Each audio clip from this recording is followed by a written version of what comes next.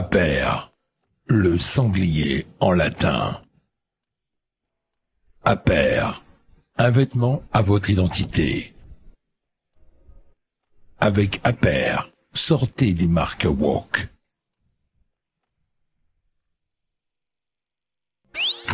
Ligne droite, vue de haut. Liselotte Dutreuil. Bonjour Liselotte Dutreuil. Bonjour Maud, bonjour à tous, bonjour à l'équipe technique, bonjour à tous mes collègues. Ravi de vous retrouver en ce lundi matin. Nous sommes une centaine ce matin dans le studio de Radio Courtoisie, pas du tout. On prend de l'importance, ne nous sous-estimez jamais. Voilà, ce matin on va parler du Mercosur, mais aussi d'une autre directive, la directive CSRD. Est-ce que vous savez ce que c'est, Maud ? Alors pas du tout. Alors, je vais vous expliquer ça, et avant ça, quelques mots sur nos agriculteurs. Vous avez réussi à venir facilement ce matin Moi, ça va, parce que je suis à Paris, mais j'ai cru comprendre que certains ont eu un peu plus de difficultés, là. Ça commence. Maëlys, vous, ça allait aussi ? Bon, moi j'ai mis du temps, mais je les excuse et on attend de voir la suite. Mais bien évidemment, nous on restera avec nos agriculteurs. Alors dans cet enfer bureaucratique justement qui est mis en place par cette machine de l'Union européenne, on va aussi parler donc du CSRD. Alors un article que j'ai découvert sur Le Point, comme quoi il faut tout lire dans la presse. Oui.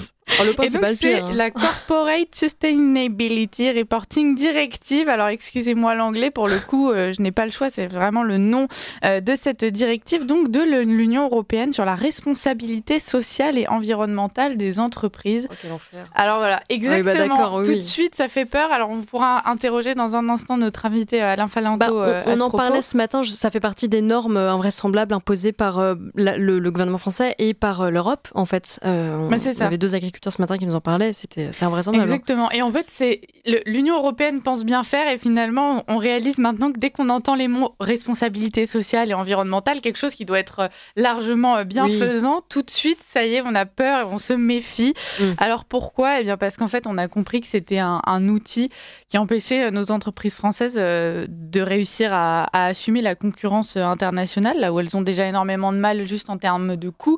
Aujourd'hui, on continue à leur mettre des bâtons dans les roues et puis souvent, surtout, ça s'accompagne d'énormément de bien-pensance parce que vous vous en doutez, la responsabilité sociale, ça va être l'accueil des minorités, etc. Donc voilà, on ne s'en sort plus. Aujourd'hui, cette directive, elle concerne les plus grosses entreprises françaises, donc généralement celles qui ont un bilan supérieur à 25 millions d'euros de chiffre d'affaires. Donc effectivement, c'est pas les moins bien lotis. Néanmoins, ça va quand même probablement leur porter un coup sévère. Et surtout, les autres entreprises n'ont qu'un délai. Voilà, on leur a gentiment accordé un délai avant de leur appliquer à elles aussi cette fameuse mesure. Et donc, en fait, elles commencent à trembler puisque pour pouvoir rentrer dans le cadre de cette fameuse CSRD, il va falloir étudier plus de 1000 indicateurs. Et donc, les gros patrons eux-mêmes l'expliquent, ils disent « Nous, ça va aller parce qu'on a les armes pour pouvoir mettre en place justement ces bureaux entiers d'inspecteurs, d'analystes qui vont pouvoir recenser toutes ces mesures. En revanche, les petites entreprises, elles, qui ne vont pas avoir l'argent d'employer des millions, des centaines de personnes pour pouvoir analyser tout ça, eh bien, ça va être très, très compliqué pour elles. Alors, peut-être qu'il va falloir faire appel à des cabinets extérieurs, mais bon, là encore, c'est des coûts. Donc, comment est-ce qu'on va s'en sortir ? On va essayer d'en parler avec Alain Falinto. Est-ce qu'il est avec nous, cher Franck ? Alors, pas tout à fait, mais il est sur le chemin. On va l'avoir par liaison téléphonique. On est passé vraiment au niveau de la technique supérieure, là. Exit les zooms et vidéos, là, c'est du bon téléphone. On va y arriver. Je ne sais pas si tous ces soucis-là, au niveau de stress, ça nous permettrait d'avoir vraiment de bonnes notes dans la CSRD. Peut-être. J'aurais dû prendre ma montre. Responsabilité sociale et tout ça. C'est pas mal, hein. Non, on est dedans, je pense. Je pense qu'on est dedans. Il y a ma collègue Adèle qui me dit toujours, mets ta montre, vous savez, ce qui calcule la fréquence cardiaque, je la mets la nuit, comme ça je pourrais voir, on voulait étudier quel moment était le plus stressant pour le réalisateur. Surtout, Franck, vous êtes en minorité. Hein. Ça on en parlera à 9h10. Vous êtes au milieu de 5 femmes. On parlera à 9h10 de ça. Oui, 9h10. Parce que tout à l'heure on reçoit Némésis. C'est vrai, les minorités ne sont pas toujours celles qu'on croit, en tout cas par Radio Courtoisie. Ah, le pluralisme. Bon, en tout cas, merci de démener pour qu'on puisse réussir à entendre Alain Falinto. Ils sont 3 sur le coup en régie. On l'attend avec impatience. Il est cerné. Non, mais ça va arriver. Mais j'en profite pour dire que Thierry Mariani, l'eurodéputé Thierry Mariani, qu'on reçoit chaque lundi, va nous parler aussi tout à l'heure du Mercosur, bien sûr, puisque c'est encore en débat. Ça fait quasiment 25 ans que c'est en négociation quand même au Parlement européen. Et on recevra aussi probablement Florian Philippot qui a lancé un grand plan justement pour pouvoir justement essayer de faire face au Mercosur. On va voir ce que ça donne. On va en reparler aussi avec notre invité dans un instant. Pourvu qu'on en sorte. Et c'était l'un des sujets aussi du forum de la dissidence de Polémia ce week-end. On a parlé de cet enfer bureaucratique qui pèse sur les finances de la France et même sur le fonctionnement de la France. Ils expliquaient que ce n'était pas des dépenses inutiles, c'était même des dépenses nuisibles. Très intéressant. Et vous pouvez retrouver tout ça d'ailleurs sur le site de Polémia. Je crois que notre invité est avec nous. Oui, vous m'entendez ? Bonjour. Bonjour Monsieur Falinto, merci d'être avec nous. On a un peu papoté en vous attendant. Je vais commencer par vous présenter. Vous êtes entrepreneur et conseiller économique, auteur de Sortir de l'Europe, question de vie ou de mort, 30 ans après Maastricht, aux éditions Riposte Laïque, et dernièrement Frexit, tout va bien se passer, édition Résistance républicaine, préfacée par Nicolas Vidal. Alors, merci encore une fois d'être avec nous ce matin. Et puis, on va commencer par parler de la réaction de ma collègue Maude Koffler, justement, quand je lui ai expliqué ce qu'était le CSRD, en lui expliquant donc que c'était une directive européenne sur la responsabilité sociale et environnementale des entreprises. Elle a fait « Oh là là !» parce que tout de suite, c'est des mots qui font peur. Alors, est-ce que justement, vous pourriez nous livrer, vous, votre approche de la chose et puis nous expliquer comment l'Union européenne en est arrivée justement à rendre ces mots qui sont censés être des qualités en des mots qui font peur. Oui. D'abord, sur la nature de la chose, c'est un nouveau reporting obligatoire, un nouveau rapport annuel obligatoire auquel toutes les entreprises devront se soumettre, y compris les plus petites, d'ici 2027. Ouais. Et donc, dont le but affiché est d'améliorer, de standardiser les données de développement durable. Donc déjà, vous voyez un peu de jargon. Donc, vous devez mesurer l'impact, l'incidence de votre société de point de vue environnemental, social et de gouvernance d'entreprise. Alors moi aussi, je me suis posé la question, savoir quelle forme ça prenait tout ça. Et donc, j'ai extrait 2 phrases qui symbolisent ce qu'est cette chose. Tout d'abord, l'analyse de matérialité avec double matérialité. Voilà ce qu'un chef d'entreprise va trouver quand il va être confronté à ce rapport obligatoire. Donc, qu'est-ce que vous reconnaissez là ? Vous reconnaissez le volapuc, le verbiage de grands cabinets de consultants. Voilà l'origine de tout ça. Si vous voulez, c'est la rencontre entre la folie européenne avec des gens qui sont hors sol et la rapacité des grands cabinets de conseil qui ont trouvé une façon, si vous voulez, de racketter l'intégralité des entreprises européennes. Oui, parce que ce rapport, il doit prendre une forme bien précise et il implique la collecte de données sur toute la chaîne de valeur. Vous voyez un peu l'ampleur de la tâche. Alors pour une grande société, facile, ils vont créer des services, ils embaucheront des gens pour le faire, mais pour une PME, c'est tout simplement impossible.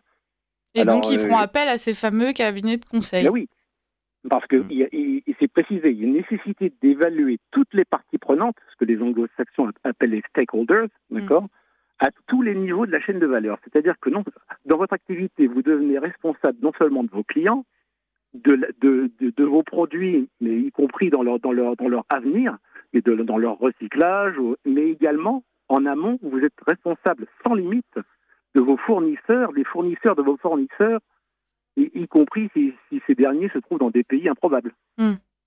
Alors ça pourrait peut-être inciter justement ces entreprises à trouver des fournisseurs locaux plutôt que d'aller les chercher au fin fond de pays moins développés. Vous savez, une entreprise, son critère premier, c'est d'abord le prix, en général, le rapport qualité-prix. Je ne vois pas comment ça va inciter qui que ce soit. Je veux dire, si nos entreprises ont déjà bien du mal à faire des marges, je suis persuadé que si elles pouvaient prendre des fournisseurs locaux, elles le feraient. Oui, bien sûr. Si vous prenez un fournisseur en Chine, vous avez des raisons. C'est parce qu'il est 10 fois moins cher. Mais ce qui est inquiétant, c'est pas tant le rapport en lui-même, qui va bien sûr se traduire par des gouffres, par des frais énormes pour les PME. Ça va être plusieurs dizaines de milliers d'euros pour certains d'entre eux, c'est certain. mais c'est surtout l'avenir. Qu'est-ce qui va être fait de ces données, en fait? Parce que ce reporting, il ne va pas rester comme ça. Il va falloir des gens pour le contrôler, et ça va donner lieu, bien entendu, à, disons, de la part de l'Union européenne, à un scoring, à mon avis.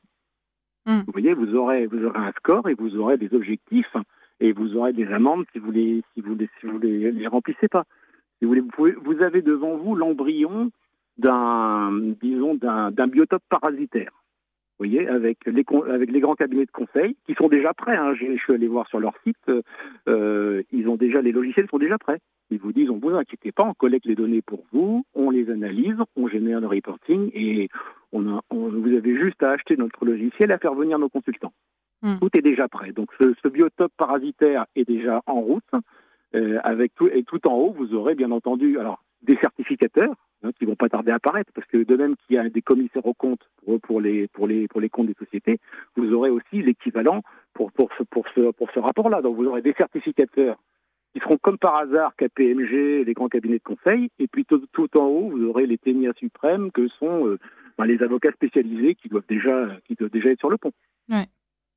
Alors, quand on parle justement de ces critères, il y en a plus de 1000 qui vont devoir être étudiés par les entreprises. Donc déjà, c'est énorme. Et puis surtout, forcément, nous, sur la radio, on s'interroge tout de suite quelles sont les valeurs qui vont se cacher derrière ces critères. On imagine toute la bien-pensance qui peut s'immiscer justement dans ce genre de décision. Donc, est-ce que par ailleurs, ce sont des critères réellement pertinents ? Alors, d'abord, tous les 1000 critères ne s'appliquent pas à toutes les entreprises. Déjà, il faut être capable de sélectionner les critères qui s'appliquent à votre activité, et c'est pas facile. Parce que moi, je me suis plongé dans la lecture de cette directive, sincèrement, je ne suis pas capable de générer un rapport comme ça. Je suis incapable. Mais je pense vraiment que c'est gagnant-gagnant, si vous voulez, entre les cabinets de conseil et les gens qui sont au Parlement et à la Commission. C'est-à-dire, ça consiste uniquement à créer de la complexité inutile, afin ensuite d'aller dans le privé pour vous faire rémunérer, pour expliquer aux entreprises comment y naviguer. Ça s'arrête là. Pour moi, ce n'est ni plus ni moins qu'un nouveau racket. Ouais. Alors justement, vous, Alain Falinto, vous militez pour la sortie de l'Union européenne. Est-ce que vous pensez que... Bon, j'imagine que vous allez me dire que c'est la solution, mais est-ce qu'on ne pourrait pas quand même imaginer un monde où l'Union européenne réformée pourrait justement être défenseur des entreprises, cesser ce genre de directives et même protéger les entreprises françaises et européennes de ce genre de courant ? Mais ils sont de ce courant. Vous voyez, L'Europe ne vit que de ça, ne vit que de valeur. Elle a renoncé à toute volonté de puissance sur l'extérieur. Donc, qu'est-ce qui reste à ces gens-là, aux parlementaires, à la Commission ? Ils ne peuvent pas imposer leur puissance aux États-Unis, ni à la Chine. L'Europe n'a jamais été une contre-puissance. D'accord ? Donc, ils s'acharnent sur nous et nos entreprises. Ouais. Par ailleurs, ça traduit aussi une volonté d'hyper-contrôle, puisqu'on le voit, à travers cette mesure, il y a quand même la volonté de vouloir justement contrôler chaque aspect très spécifique de chaque entreprise dans les moindres recoins. Et alors, il y a justement des PDG qui s'indignent en disant, voilà, vous allez nous faire perdre du temps à nous justifier sur des points qui concernent notre gestion, les directives qu'on donne nous en interne, etc. À côté de ça, justement, on perd du temps et de l'argent qu'on pourrait investir, par exemple, dans la façon de s'inscrire dans le développement durable ou des choses qui pourtant devraient servir aussi les intérêts et puis la tendance morale de l'Union européenne. Oui. Ils veulent imposer une transparence totale, exactement tout ce qu'eux-mêmes se refusent à nous donner. On n'a pas accès au contenu des négociations entre Mme von der Leyen et Pfizer. Mais par contre, il y aura plus de secret des affaires. C'est ça. D'accord. Voilà, l'entreprise, maintenant, c'est l'entreprise à ciel ouvert, accessible à tout le monde, tout le temps. Et alors, par ailleurs, justement, si l'Union européenne, on s'étonne un peu, si l'Union européenne prenait... s'attardait autant, justement, sur la qualité du travail, l'ambiance au travail, etc., est-ce qu'elle ne ferait pas mieux de commencer par tenter d'inciter les entreprises européennes à pouvoir justement se diriger vers des fournisseurs locaux, comme on l'a dit, ce qui est impossible pour le moment, plutôt que de tout mettre en place pour que ça soit bien plus profitable pour nos chefs d'entreprise et nos patrons d'aller chercher ailleurs ce qu'ils ne peuvent plus se fournir ici. Mais ce que vous préconisez, ça nécessite ce qui s'appelle le protectionnisme. Ouais. Et pas le choix. Et ça, c'est pas possible en restant dans l'Union européenne ? C'est dans les statuts de l'Union européenne. L'Union européenne est ouverte. D'accord ? C'est une économie ouverte à l'intérieur et vers l'extérieur. Quand vous avez actuellement un appel d'offres, par exemple, même sur des sujets hyper stratégiques, comme par exemple des câbles d'éoliennes, d'accord ? Il faut savoir que sur des sujets comme ça, une entreprise chinoise participe de plein droit aux appels d'offres et bénéficie des mêmes informations. Et des informations confidentielles, comme par exemple la position GPS du câble à 30 cm près. Donc voilà, vous êtes ouvert, vous êtes une espèce de grosse méduse, si vous voulez. Vous êtes protégé par une fine membrane que tout le monde peut percer. Vous êtes complètement liquide. Et voilà, il n'y a pas de préférence européenne dans les statuts de l'Union européenne. Est-ce que vous pensez que ce constat, qui commence donc à toucher justement les patrons européens et en l'occurrence français, pourrait justement les faire changer d'avis, changer de position concernant notre appartenance à l'Union européenne, ou bien est-ce qu'il leur reste quand même suffisamment d'avantages pour pouvoir souhaiter rester dans cette institution ? Alors, ça dépend de quel patron. Le mot patron, ça veut rien dire. Si vous me parlez des grands patrons du CAC 40, qui ne sont pas des patrons d'ailleurs, je suis désolé, parce que ce ne sont pas des entrepreneurs, ces gens-là, ce sont des salariés de haut niveau. C'est pas la même chose. Mais il faut comprendre que le CAC 40 ne reflète aucunement l'économie française. Le CAC 40 n'est qu'un portefeuille boursier de valeurs qui sont choisies. Rien de plus. Les entreprises qui y figurent, ces grandes entreprises, font la plupart de leurs affaires à l'extérieur de la France et ont plus d'employés à l'étranger que chez nous. D'accord ? Donc eux, bien sûr, pour eux, l'Union européenne, c'est parfait et ça doit même se fédéraliser. Et c'est leur souhait. Maintenant, si vous posez la question aux vrais entrepreneurs, aux propriétaires de PME, de PMI, eux, bien sûr, qu'ils se posent la question. C'est certain. Mais surtout, ils se posent la question vis-à-vis de leurs voisins. Parce que la vraie concurrence, la concurrence la plus acharnée, elle est à nos portes. Ouais. Alors, on va parler un petit peu du Mercosur avant de prendre ensuite aussi de la hauteur justement sur cet enfer bureaucratique. Et donc, je le disais en début d'entretien, c'est un sujet qui a aussi été abordé pendant le forum de la dissidence de Polémia, notamment le coût que ça représente, ne serait-ce que le coût justement pour la France. Et avant ça, on va parler donc du Mercosur. Emmanuel Macron a indiqué que la France ne signerait pas le traité en l'état. Il a annoncé que il reconnaissait que ça serait très mauvais pour notre agriculture. Il a dit ça lors d'un déplacement en Argentine. Est-ce que vous êtes optimiste concernant la suite des opérations pour le traité du Mercosur ? Mais d'abord, ça dépend plus de lui. Depuis le traité de Lisbonne, d'accord, la communauté européenne peut décider d'entamer des négociations sur des traités de libre-échange sans l'aval des États membres. Et vous n'avez accès ni aux bases de départ de négociations, ni à l'objectif final, ni même à l'état d'avancée des négociations. Et donc, on vous met dans le fait accompli. Je vous signale que le Mercosur, les négociations ont commencé il y a largement plus de 20 ans. D'accord ? Ouais. Donc, en fait, et le vote au Conseil des ministres de l'Union européenne, maintenant, se fait, depuis Lisbonne, se fait à la majorité qualifiée. Donc, nous n'avons plus de droit de veto. D'accord ? Donc, et le non, ça n'existe pas dans l'Union européenne. Il faut savoir que c'est la logique, l'Union européenne a sa propre vision de ce qu'est la logique formelle, si vous voulez. Pour vous, le contraire de oui, c'est non, mais pas pour l'Union européenne. Quand c'est pas oui, ça veut dire plus tard ou peut-être. Donc actuellement, toutes ces décisions-là se prennent à la majorité qualifiée. C'est-à-dire que vous devez, pour qu'une directive passe ou quoi que ce soit, vous devez donc réunir 55% des pays, alors ça fait 15 pays sur 27, et puis 65 qui représentent 65% de la population européenne. D'accord ? Mais que théoriquement, si une seule de ces conditions n'était pas remplie, ça devrait suffire à la rejeter. Mais ce n'est pas le cas. Ils ont créé pour cela la notion de minorité de blocage, d'accord, avec 35% de la population et puis au moins 4 pays, ce qui n'est pas la négation de la proposition précédente. Et puis de toute façon, c'est jamais enterré. Je veux dire, si ça venait être refusé, eh bien, ça retournerait à la Commission, qui reviendrait avec une autre proposition devant le Parlement, et ainsi de suite. Et si ça n'aboutissait pas, eh bien, il est prévu que donc le Parlement, la Commission et les États se réunissent pour trouver un consensus. Ce traité sera signé. Ouais. C'est sûr et certain. Ce que vous Peut-être êtes pas tout de suite. en train de nous dire, c'est que les mobilisations d'agriculteurs là ne servent pas à grand-chose. Est-ce que symboliquement, on peut malgré tout s'en réjouir, Alain Falinto? Ah non, mais c'est déjà décidé. C'est déjà décidé. Olaf Scholz a déclaré dans la presse allemande il y a 3 semaines, nous n'avons pas transféré, c'était ça, nous n'avons pas transféré des compétences à l'Union européenne pour qu'aucun traité de libre-échange ne soit signé. L'Allemagne veut ce traité depuis longtemps et elle l'aura. Alors c'est déjà fait. Maintenant, la seule question qui se pose, c'est comment ça va se passer. Est-ce qu'ils vont s'essuyer les pieds publiquement sur la tête de Macron comme un paillasson? Bon, c'est risqué parce que tout le monde a peur de nos agriculteurs.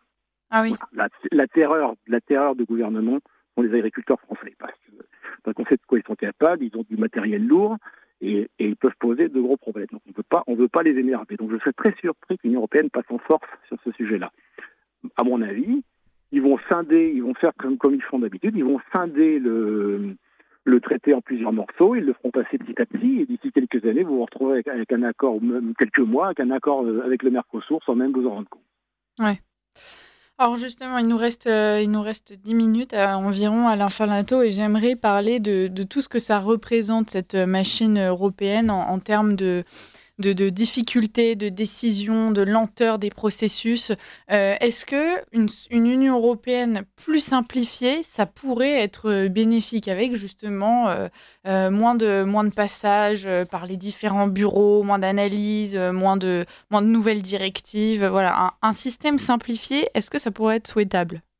Mais cette Europe que vous décrivez, elle existe déjà, mais on n'en parle jamais. Ça s'appelle l'AELE, l'Association européenne de libre-échange, qui est regroupée avant l'Union européenne, je crois qu'elle est même antérieure à l'Union européenne, si mes souvenirs sont bons, qui est regroupée jusqu'à 17 membres, parmi lesquels le Royaume-Uni, le Danemark, la Suède, la Suisse.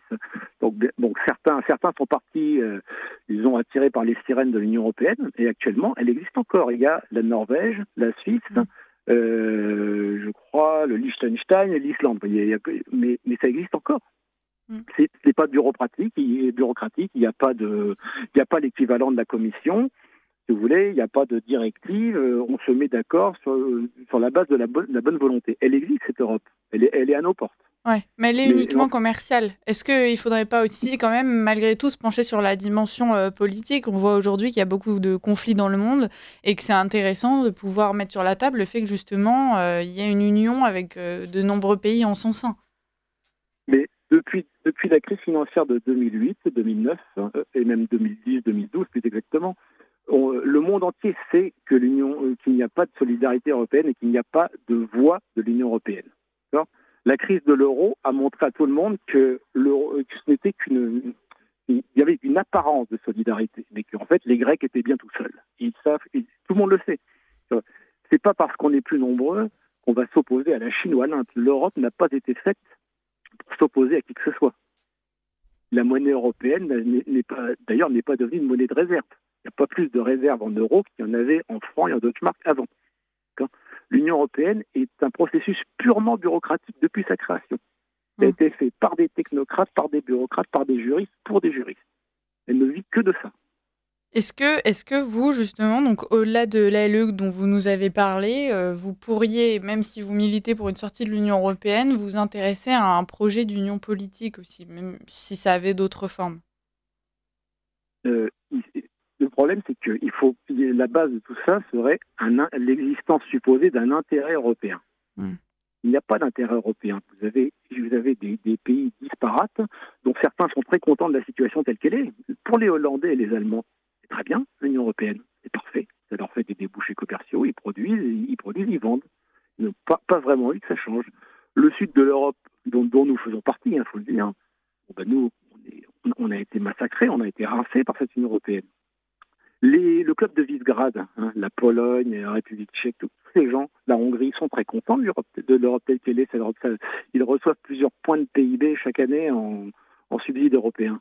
Donc, si vous n'avez pas d'intérêt européen, vous ne pouvez pas avoir de structure européenne crédible vis-à-vis de l'extérieur. Est-ce que, Alain Falinto, il y a un moyen quand même en attendant qu'il y ait une potentielle sortie de l'Union européenne un jour? Pour l'instant, c'est quand même pas vraiment ce qui se dessine malgré le mécontentement des gens. Est-ce que il y aurait un moyen pour nous de retrouver quand même malgré tout une forme de souveraineté au sein de cette Union européenne? Est-ce que le traité du Mercosur, s'il passe en force, ne pourrait pas justement être un point de bascule qui permettrait à nos dirigeants d'essayer de bousculer un peu la machine? Oui, mais qui vous dit qu'ils en ont envie? Messieurs Barnier et Macron sont des équarrisseurs professionnels de leur pays. Barnier a consacré sa vie à ça depuis qu'il est en politique. Il ne reste que de le signer, en fait. Pour l'instant, ils feignent de s'y opposer, mais ils sont trop fins connaisseurs du système pour ne pas savoir que de toute façon, ce sera fait. Ouais. L'objectif, c'est de se débarrasser de la ruralité et de la paysannerie